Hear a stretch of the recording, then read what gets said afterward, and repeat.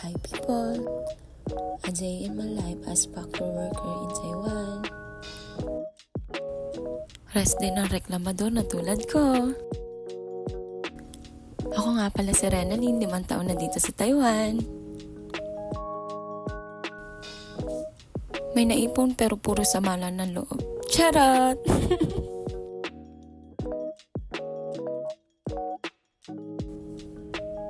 Sa mga nagtatanong kung anong agency ko, ito po, ilalagay ko dito sa gilid.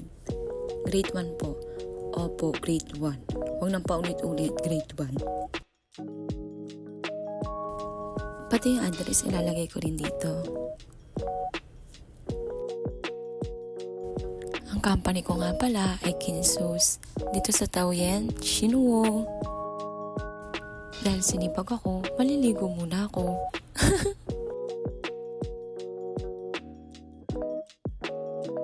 Rest day ko, pero kailangan maglaba. Wala namang ibang mag-aasikaso sa akin kundi sarili ko lang eh. Hirap din pala kapag OFW kasi pag nagkakasakit, walang ibang nag-aalaga. Sarili lang talaga. Naalala ko nung nag-a-apply ako sa grade 1, sabi ko kahit anong bansa na lang. Basta makapag-abroad ako. Pinalad naman ako sa Taiwan. 16 days lang yata ako nag-process kasi kompleto rin naman ako sa requirements dun eh. Sawa ng Diyos, andito na ako sa Taiwan. Oh, sige, sayo pa. Ito pala yung dorm ko. Bali, 4 kami dito. Yung 3 nakabahay. So, ako lang mag-isa dito.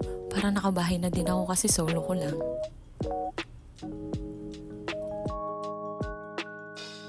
Hanggang dito ko na lang tinatapos yung mini vlog, Kemirut. Tulad mo rin naman ako, may pangarap din. So, fight lang. Kaya nyo yan. Apply lang na apply, guys. Thank you.